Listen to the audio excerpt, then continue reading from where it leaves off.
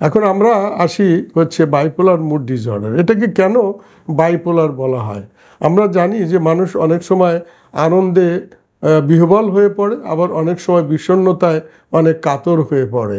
এই যে অবস্থাটা, এটি কিন্তু একটি আবেগেরই দুইটি রূপ, যার জন্য এটাকে বলি যে আমরা যদি একটি সমতল জায়গা বা লাঠির দুইটি অংশকে, দুইটি প্রান্তকে ধরি, তাহলে এক প্রান্তে থাকে সে খুবই অর্থাৎ যখন একদম চূড়ান্ত শিখরে তার আবেগের চলে যায় এবং তার ভিতরে কথা বলার প্রবণতা অনেক সময় বাড়ে, এবং সে যাকে আমরা বলি যে একটি স্টেন গান দিয়ে যখন মানুষকে যখন কোনোভাবে যখন যুদ্ধক্ষেত্রে গুলি করা হয়, এই যে গুলিগুলো আমরা এটাকে বলি সরডা গুলি, অর্থাৎ তার ভিতরে কথা বলার প্রবণতা এত বেশি আসে, আমরা এটাকে বলি প্রেশার অফ স্পিচ, বা তার কথা বলার প্রবণতা অনেক বাড়ে। আবার এই মানুষগুলো সাধারণত একদম আমরা যেটাকে বলি টপ অফ দি ওয়ার্ল্ড, তার আবেগের এমন একটি পর্যায়ে যায়, সে কিন্তু তখন আর নর্মাল পর্যায়ে থাকে না। আগের দিনে আমরা এই মানসিক রোগটাকে হর্ষ বিষাদ উন্মত্ততা বলতাম। হর্ষ অর্থাৎ আনন্দে উদ্বেল, আবার বিষণ্ণতায় একদম কাতর, অথবা একদম মেরিয়ানা ট্রান্স যেমন প্যাসিফিকের অতল গহ্বর, ওই রকম বিষণ্ণতায় পর্যবসিত হয়। মাঝখানের যে জায়গাটা, আমরা এটাকে ইংরেজিতে বলি লুসিড ইন্টারভেল, অর্থাৎ এই সময় কিন্তু তার আবেগ একদম সমতলে চলে আসে এবং সে ওই সময়টায় খুব ভালো বোধ করে, এবং এটি আপনার এপিসোডিক হয়। অর্থাৎ যদি আমরা একটা মানুষ যদি 80 বা 90 বছর বাঁচে, তাহলে তার এই যে আবেগের উত্থান পতন, এটি পিরিয়ডিক্যালি হয়, অর্থাৎ একটা এপিসোডে এটা আসে। দেখা যায় যে সে উন্মত্ততার সময় তার 1 মাস অথবা 2 মাস থাকার পরে, চিকিৎসায় হোক অথবা চিকিৎসা না হোক, অনেক সময় এটা একটি সেলফ লিমিটিং ডিজিজ, অর্থাৎ আপনি অনেক সময় কিছুদিন উন্মত্ততা থাকার পরে আবার নর্মাল বেজ লাইন আবেগে চলে আসে। আবার কিছুদিন পরে হয়তো সে আবার এমন বিষণ্ণ হয় যে সে আত্মহননের পর্যন্ত চেষ্টা করে এবং সে কর্মবিমুখ হয়ে পড়ে, তার ভিতরে কোনো আবেগ থাকে না এবং সে কোনো কাজ করতে স্পৃহা পায় না, এবং দেখা যায় যে ভোরবেলা যখন ঘুম ভাঙে, তখন তার কাছে মনে হয় যে সূর্যের আলো সে সহ্য করতে পারছে না, এবং সারাদিন সে ঘুমিয়ে কাটায়, তার ভিতরে কোনো আবেগ নেই, অনুভূতি নেই, কাজ করার কোনো স্পৃহা নেই। এই অবস্থাটাকে আমরা অনেক সময় বিষণ্ণতা বলি। এটা যদি 1 মাস কাল যদি স্থায়ী হয়, তাহলে কিন্তু এটি বিষণ্ণতা। আবার এই বিষণ্ণতার চিকিৎসা করতে যেও অনেক সময় দেখা যায় সে কিন্তু আবার অনেক আনন্দিত বা অনেক সময় বিরক্ত এবং খুব বেশি উচ্ছল হয়ে পড়ে, যে সময় আবার তার চিকিৎসার প্রয়োজন হয়। এই যে আবেগ, একদিকে সে বিষণ্ণতার অতল গহ্বরে, আবার একবারে আপনার আমরা যেটাকে বলি হিমালয়ের গিরিশৃঙ্গে তার যে উত্থিত হয় বা তার আবেগ যে ওঠানামা করে, এটিকে দুইটি পোলের সঙ্গে যদি আমরা চিন্তা করি, একাংশে সে খুবই উন্মত্ত, আবার এক অংশে সে খুবই ডিপ্রেসড। এটি হচ্ছে বাইপোলারিটি, তার আবেগের বিষয়। এই আবেগটা কিন্তু সবসময় যে আনন্দের হবে না, তাও নাও হতে পারে। অনেক সময় বিরক্তি আকারে তার এই আবেগটি বহিঃপ্রকাশ হতে পারে। এটিকে আমরা ইংরেজিতে বলি ম্যানিয়া বা হাইপোম্যানিয়া, এবং যখন সে নর্মাল থাকে, এই পিরিয়ডটা সে স্বাভাবিক থাকে। আবার যখন ডিপ্রেশন থাকে, তখন আমরা এটিকে বিষণ্ণতা বলি।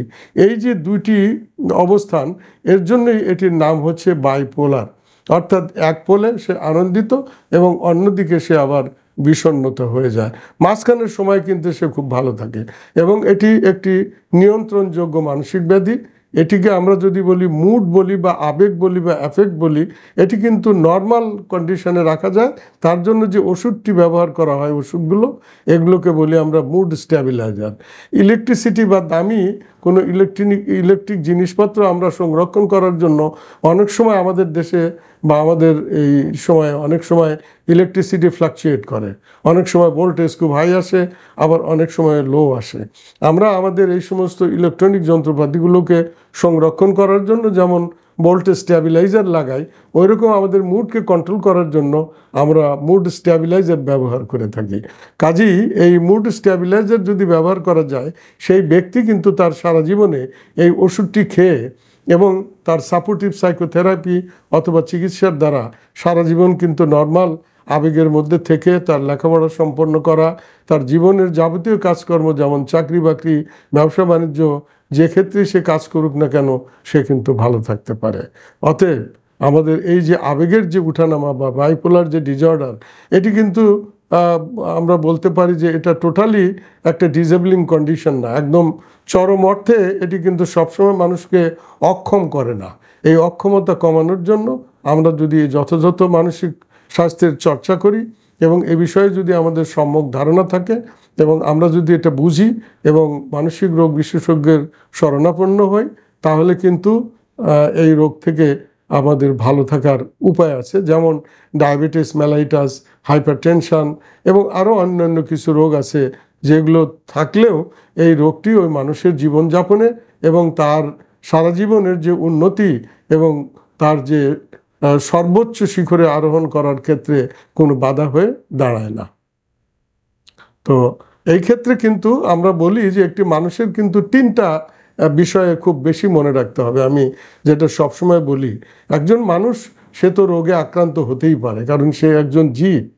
এই যে মানুষটি রোগ হবে কি হবে না, এটি কিন্তু 2টি জিনিসের উপরে নির্ভর করে।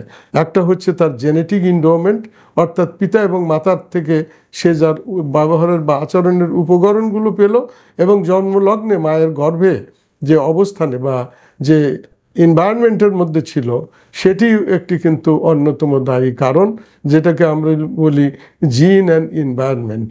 এটি যখন সে এই পৃথিবীর বুকে বিচরণ করতে থাকে কিংবা আসে, তার যে পারিবারিক পরিবেশ, তার যে চরিত্র গঠন এবং তার যে টোটাল পার্সোনালিটি ডেভেলপমেন্ট, তার সঙ্গে তার পরিবেশের যে সহায়ক কিংবা তার যে বৈপরীত্যে যে কাজগুলো করে, আমরা যেটাকে বলি স্ট্রেস ডায়াথেসিস। প্রত্যেকটা মানুষেরই আবেগ থাকে, তার এই রোগ হওয়ার জন্য কোনো একটি প্রিডিসপোজিং ফ্যাক্টর যেমন ফ্যামিলি এবং তার জেনেটিক ফ্যাক্টর, একইভাবে তার এক্সাইটিং ফ্যাক্টর, তার ওই সময়ের অবস্থা কেমন ছিল এবং পরবর্তীতে রোগটি হওয়ার পরে আমরা তাকে কিভাবে এটি ম্যানেজ করছি এবং এর সঙ্গে আর অন্য কোনো ব্যাধি বা তার পরিস্থিতি আছে কিনা, এই সব কিছুই কিন্তু বোঝায় যে তার ভবিষ্যতে এই রোগটির গতি প্রকৃতি, তার যে রোগ ভালো হওয়া মন্দ হওয়া অথবা তার ইমপ্রুভমেন্ট এবং তার মেনটেনেন্স এবং তার যে আউটকাম, এটি কিন্তু নির্ভর করে।